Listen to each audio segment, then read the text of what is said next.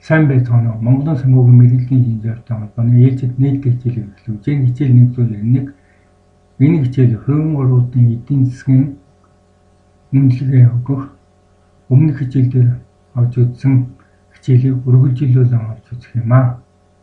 За мөн энд холбогдох ном болон нийгмийн сүлжээний хаягийг зааж өглөө. За өмнөх хичээл дээр өгөөжийн дотоод хувийн аргыг авч үзсэн.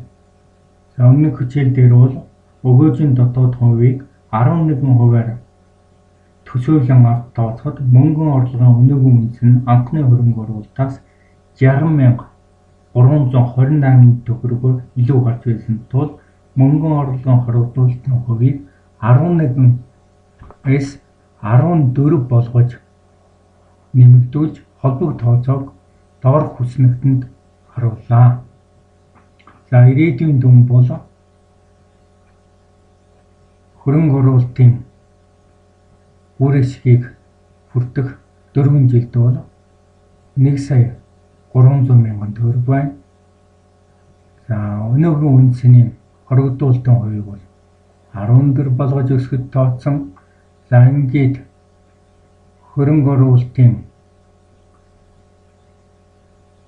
орлогын өнөөгийн үнэт нь бол 14%-аар тооцоход бол хоригдуулалтын хувийг энд гарч ирсэн байна. За анхны хөрөнгө оруулалтын хэмжээ бол 1 сая төгрөг.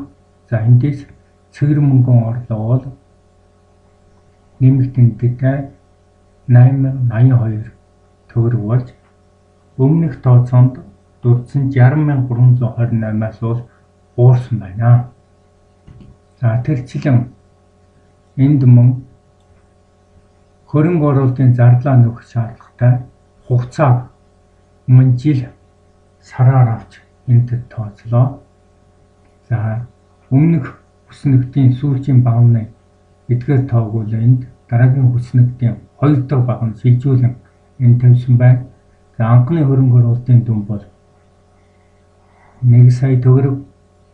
За эндээс 1 саяас бол эхний жилийн цэгэр мөнгөн орлого өнөөгийн үнэснийг хасахад бол үлдэгдлийн гарсан. За үүнийг дараагийн жилд нь бол шилжүүлээд энэ үлдэгдлээс 2 дахь жил олсон цэгэр мөнгөн орлого өнөөгийн үнэснийг хасахад үлдэгдлийн гарсан.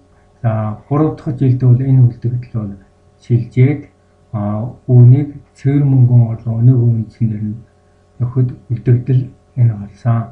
За хамгийн сүүлийн жил бол энэ үлдэгдлийг цэгэр мөнгөн орлогоор өнөөгийн үнэснээр бүрэн нөхсөн байна.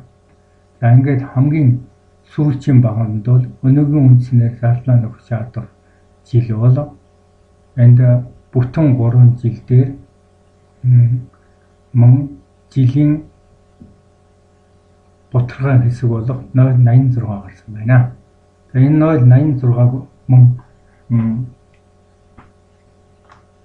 сард шилжүүлэн тооцож болно. За өөрөөр хэлбэл нэг жилд 12 сар байна тийм ээ.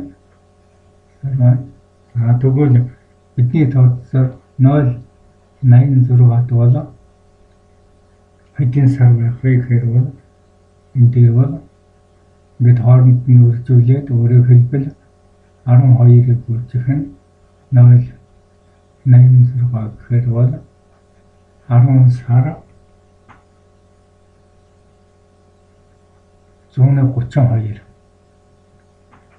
сар гарч байна. За энэ 0.32 сарын мөн хоногт шилжүүлвэл эндээс 10 хоног гарна. За энэ үндээс бол одоо тийм ээ. Өөрөөр хэлбэл энэ маань 3 жил 10 сар 10 хоног гарч явах жишээний. За ингээд өнөөдрийн хичээлийг өндөрлж байна. Дараагийн хичээл дээр мөн энэ дүнг